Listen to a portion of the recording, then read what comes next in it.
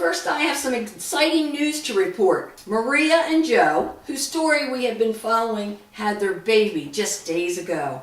They were unable to make it to the hospital in time and delivered the baby in the shed at Killens Pond State Park. Both mother and baby are doing fine, but as we reported earlier, they have very little resources and are in need of our help. I am here now with 3 ladies from the Felton Viola Methodist Church who have answered our request to help this family. Karen Williams is representing the Missions Committee of the church. Karen, can you tell our listeners what you are offering? Well, Jeannie, we here at the church have a food pantry, and so we've delivered some food out to Maria and Joe and their son, and we use it for emergencies just such as this. We also have a clothing closet that had some infant clothing, so we were able to donate some clothing to them, which has just been wonderful. Our church members are very generous when they donate the food and the clothing to help others. Well, that's wonderful. Thank you so much. And Doris Bostick, you were here representing the crafty ladies of Felton Viola. Can you tell us what you have to offer? Well, this fall, we've been making hats and scarves and robes, and we've also been making plastic mats to put on the ground so that they will be able to be warmer for the ones that's sleeping in tents. We've given them to the people that are at the park in the tents, and we give everything away that we make. We don't keep anything for ourselves, so we hope maybe they will stay warm.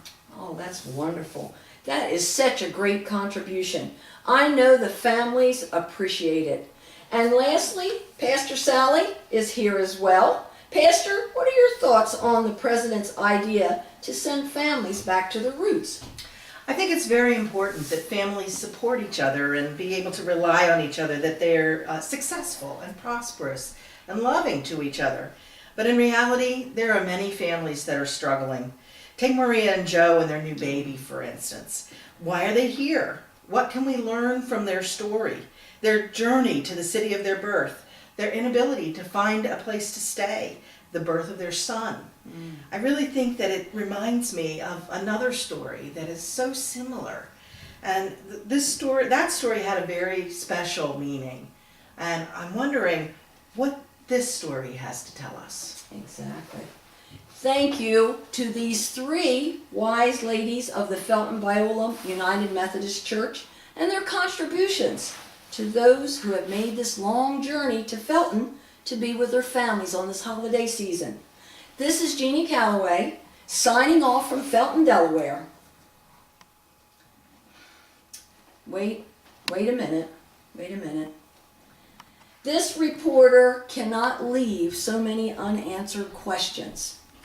What are we supposed to learn from this story of Maria and Joe and their baby? Their story is so much like Mary, Joseph, and the baby Jesus.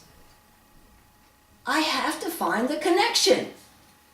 I hereby vow to travel through time to Bethlehem, to find the connection to this story right here in Felton, Delaware.